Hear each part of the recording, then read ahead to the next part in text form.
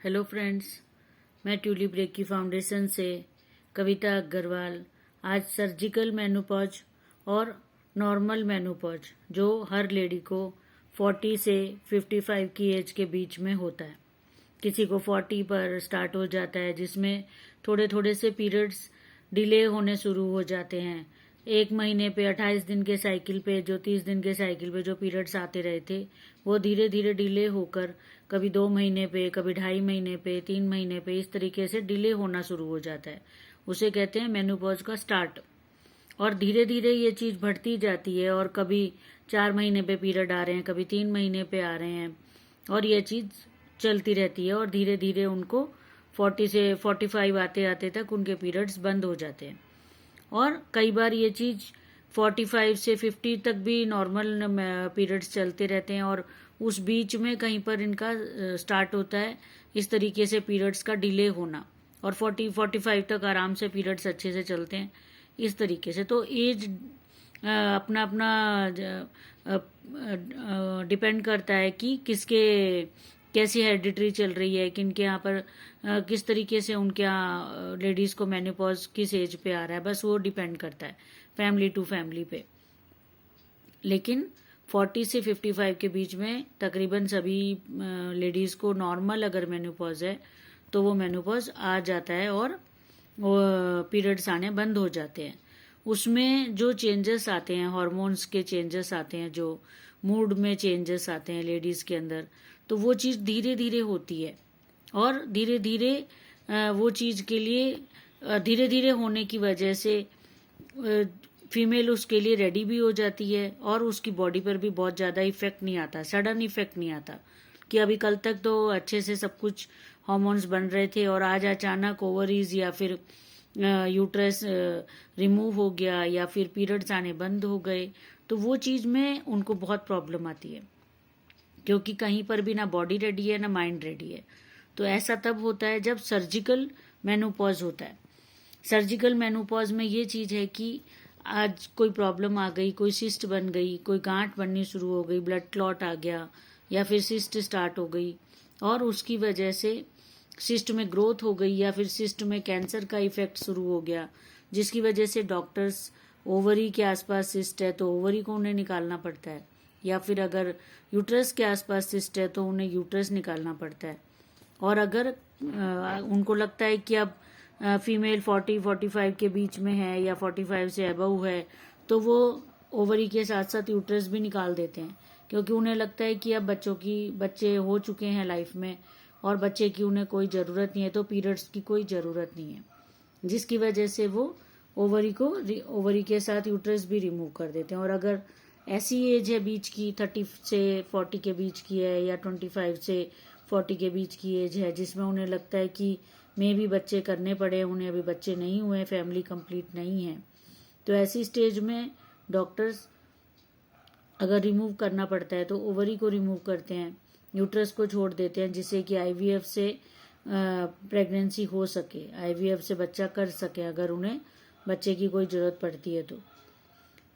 तो ऐसे केसेस में रेकी आपको किस तरीके से हेल्प करती है, ये चीज़ मैं आपको बताती हूँ। ये सारा हमारा था क्लिनिकल वे जो चलता है, जो मेडिकल वे है, जिसमें डॉक्टर्स के पास जाते हैं लोग, और सिस्ट है या खून की क्लॉट हो रही है या फिर और कोई प्रॉब्लम आ रही है या कैंसर का इफेक्ट आ रहा है उस क्लॉट में,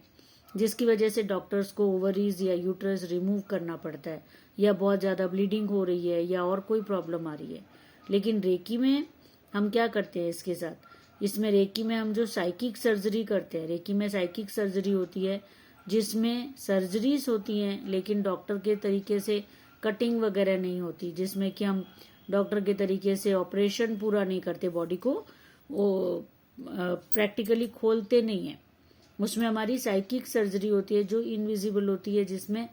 हम सर्जरी कर रहे हैं ओवरीज में जो सिस्ट है ओवरी के आसपास या यूट्रस के आसपास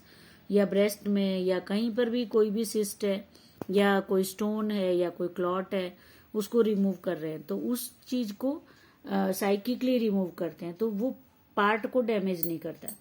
जैसे ओवरीज के आसपास सिस्ट है, जैसे बहुत सारे ऑपरेशन मैंने किए हैं जो रेकी में किए हैं, जिसमें सिस्ट बनी हुई है ओवरी के आसपास या फिर यूट्रस के आसपास, बहुत बड़ी बड़ी सिस्ट, 3 इंच बाई 4 इंच की सिस्ट, 4 इंच थिकनेस,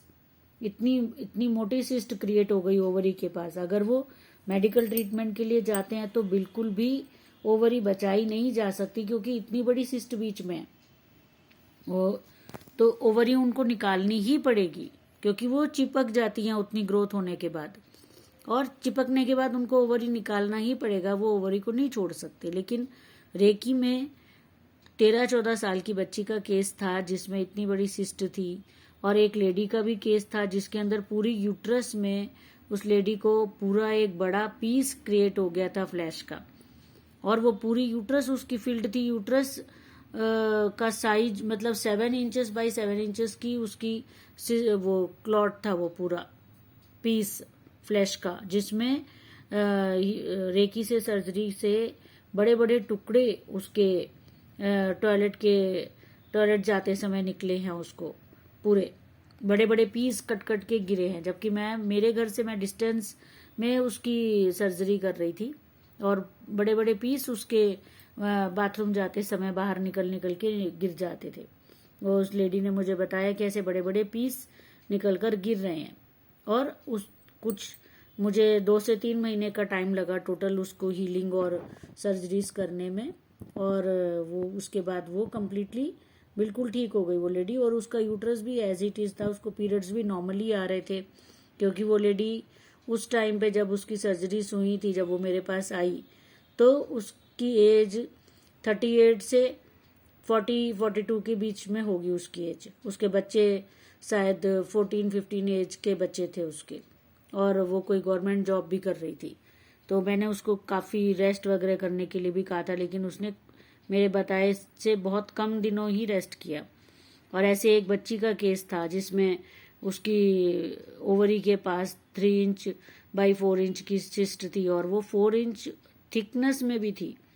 उसमें भी 1.5 से 2 महीने का टाइम लगा, और सारी जो सर्जरीज और हीलिंग के साथ उस बच्ची का सिर्फ 8 से 10 हजार के खर्चे में उसकी पूरी सिस्ट निकल गई, और ओवरीज को कोई भी प्रॉब्लम नहीं आई, ना उस बच्ची को कोई पेन हुआ। और जो उसको लोअर एब्डोमेन में जब वो यहाँ आई थी तब उसको पेन हो रहा था, जिसकी वजह से उसके फादर ने उसका अल्ट्रासाउंड वगैरह करवाया। तब उनको पता चला कि बच्ची के ओवरी के पास इतनी बड़ी सिस्ट है, जिसकी वजह से उसको पेन हो रहा है। और अभी तो पीरियड्स स्टार्ट भी नहीं हुए थे उसके, और उस एज पे उसकी ओवरीज निकल जाती तो उसकी पूरी लाइफ टाइम उसको दवाइयाँ खानी पड़ती हार्मोन्स के लिए, क्योंकि बिना हार्मोन्स की दवाइयों के उसकी लाइफ चल ही नहीं सकती थी, क्योंकि इतनी छोटी सी एज में ओवरीज निकल जाने का ये मतलब था। लेकिन रेकी की वजह से, रेकी में उसको पेनलेस साइकिक सर्जरीज हुई, और उसकी पूरी वो सिस्ट निकल गई आराम से बिना पेन। और 8 से 10 दिन बाद उनके पेरेंट्स ने शायद उसे स्कूल भी 15 दिन बाद भेजना शुरू कर दिया था, जबकि मैंने थोड़ा और भी टाइम कहा था, लेकिन उन्हें वो घर में एकदम ठीक दिख रही होगी तो उन्होंने उसको भेज दिया स्कूल। और अब वो बिल्कुल नॉर्मल लाइफ जी रही है। उसके अब 2 साल पहले की बात है, तो अब तो पीरियड्स भी स्टार्ट हो चुके होंगे उस बच्ची को। तो ये रेकी और एक नॉर्मल सर्जरी में फ़र्क है, जिसमें कि लेडीज़ का सिस्ट रिमूव होता है, लेकिन पार्ट्स को कोई भी प्रॉब्लम नहीं आती। जो आसपास के पार्ट्स हैं, जैसे ओवरीज है या यूट्रस है, या यूट्रस के अंदर है या ओवरी के आसपास है, इस तरीके से, या फिर ब्रेस्ट के आसपास है कोई सिस्ट, या कहीं पर कोई क्लॉट है, कोई ब्रेन में क्लॉट है, कोई हार्ट में कोई क्लॉटेज है, तो वो चीज़ उसको रेकी में इस तरीके से स्मूथली रिमूव कर दिया जाता है कि पेन को रिड्यूस होता है। जो जितना पहले वो पेन सफ़र कर रहा है पर्सन, वो पेन सारा उसका निकल जाएगा, और साथ साथ में उसकी सिस्ट या क्लॉट वो भी निकल जाएगा। तो ये चीज़ें, और अल्ट्रासाउंड जब मैं मेरी तरफ से ओके कर देती हूँ कि आप अब अल्ट्रासाउंड करा सकते हो, तब वो अल्ट्रासाउंड कराते हैं, और अल्ट्रासाउंड में वहाँ पर कोई भी सिस्ट नहीं होती है, तो प्रूफ के साथ होता है पूरा। तो ज़रूर अगर आपके या आपके फैमिली के या आपके नियर बाई किसी को भी इस तरीके की कोई भी ओवरीज में सिस्ट, ओवरीज के आसपास सिस्ट, या यूट्रस के आसपास सिस्ट, या फिर ब्रेस्ट के आसपास सिस्ट है या कोई क्लॉट है, तो ज़रूर आप रेकी में इस चीज़ को करवाइए। और डॉक्टर का ट्रीटमेंट तो आपके लिए अवेलेबल ही है। अगर आप 2 महीने 3 महीने का टाइम और 10-15 हज़ार 20 हज़ार का खर्चा अगर आपके केस में आ रहा है मान लीजिए, तो उतना खर्च का ट्राई आप कर सकते हैं बहुत आराम से। जबकि आपका जो प्रैक्टिकल सर्जरी होनी है उसमें तो पार्ट्स की डैमेज हो जाते हैं, उसके अंदर पार्ट्स निकालने पड़ जाते हैं डॉक्टर्स को। जबकि वो जितना कोशिश करते हैं, अगर सिर्फ ओवरी निकाल के काम चल रहा है तो ओवरी या फिर यूट्रस जैसा जितना ज़्यादा पेशेंट को जो बचत हो सकती है वो करते हैं वो। लेकिन अगर पूरा ही बचाया जा सकता है और पूरा पेन भी बचाया जा सकता है और पूरा खर्चा भी बचाया जा सकता है, तो कोई एक बार ट्राई करने में 10-15 हज़ार 20 हज़ार के खर्चे में आपको कोई भी दिक्कत नहीं है। आप बिल्कुल पहले एक बार आप 2 महीने 3 महीने का टाइम आप रेकी में ले लीजिए। और अगर आपकी फैमिली की जो भी पर्सन है, आपकी वाइफ हो, बेटी हो, बहन हो, या आपके आसपास की कोई लेडी, अगर आप उसको बता देते हैं कि इस तरीके से रेकी में आप ट्राई करें और आप स्वस्थ हो सकती हैं, तो आप ज़रूर इस चीज़ को करें। और उन जो भी फीमेल्स हैं आपके आसपास में, आप उनको अपनी फैमिली की फीमेल्स को उस पेन, उस दर्द से, उस ऑर्गन के लॉस से बचा सकते हैं। Thank you friends.